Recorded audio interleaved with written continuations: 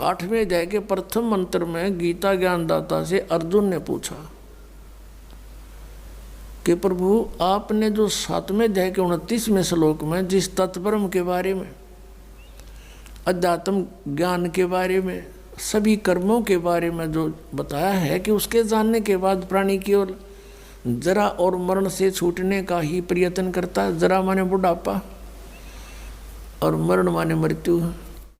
ये बुढ़ापा सबसे बड़ा कहर है इस प्राणी के ऊपर, मनुष्य के ऊपर। अपने अपतमाओं कदे बूढ़े बूढ़े घबरा जा, अब घबराइयो ना तुम, क्योंकि ईब मालिक का नाम लिए पाछे आपको इतना सारा मिलेगा, सत्कर मान लियो, आपको पता भी नहीं चलेगा ये बुढ़ापा है या आप युवा हो। दिखण में बुढ़ापा होगा लेकिन कष्ट नहीं आने देगा दाता, और थोड़ा बहुत आता है तो तुरंत ठीक करेगा। कति ये गारंटीड बात समझ लेना। इस जब पूरी मर्यादा में आप रहोगे, ध्यान से भक्ति करोगे, और वृद्ध अवस्था में आदमी घनी भक्ति करेगा। उसने तो अपना धैर्य दिखा है टाइम की भाई के बरा कब बात बन जा, और वो भक्ति खूब करता है। ये दास एक बार सत्संग कर रहा था मनोरपुर गांव में, और उनका जो पिताजी था वो था तो अच्छी आत्मा का, लेकिन वो ये ज्ञान नहीं था बेचारा किसी को भी।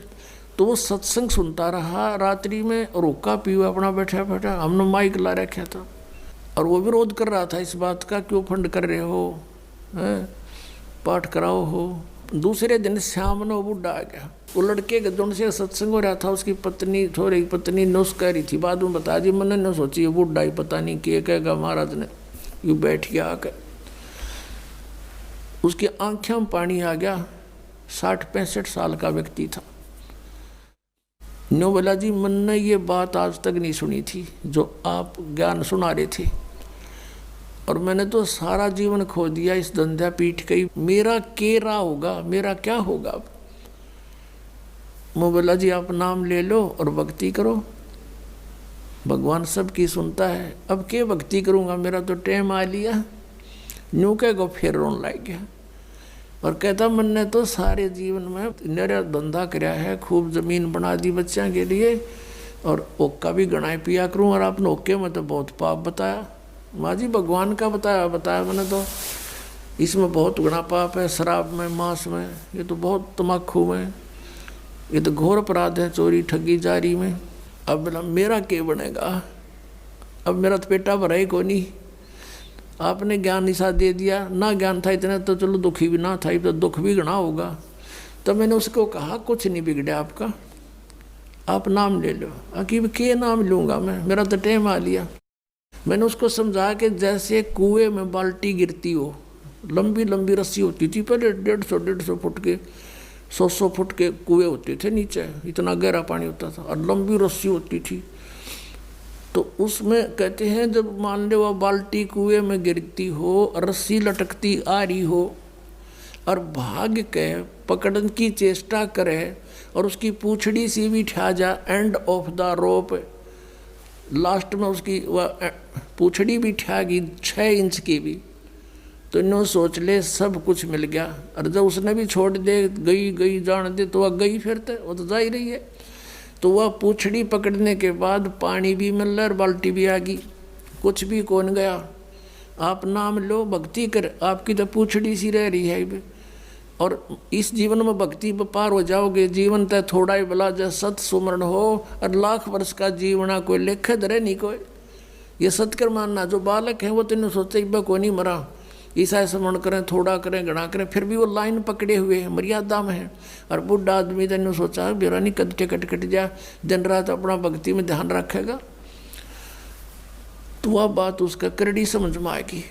और मैं बोला बात सुन ले, जय नियम में रहेगा, जितनी आयु चाहिएगा उतनी दे देगा परमात्मा। यो कबीर भगवान है, ये आयु बढ़ा देता भगवान की। तो जो बोला जी फिर तो नाम दे दो। मैं बोला हुक्का नहीं पीऊँगा, आज जब फोड़ दूंगा इस हुक्के ने। उसी दिन तो परित्याग कर दिया और भक्ति करी। 10 साल और जिया वो बुढ़ा, 75 साल की उम्र में, नो आराम तो मृत्यु होगी।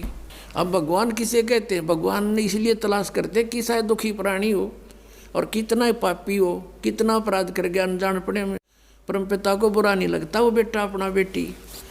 अब परमात्मा कहते हैं शरण पड़े को गुरु संभाले, और जान का बालक भोला रे, कहे कबीर तुम चरण चित राखो, जो सुई में डोर आ रे।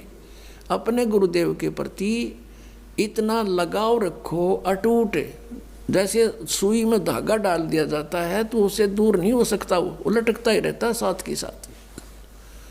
तो ऐसे आप ये मर्यादा, ऐसा लगाव अपने गुरु जी से रखना पड़ेगा। और फिर कहते हैं शरण पड़े को गुरु संभाले, जान के बालक भोला रे।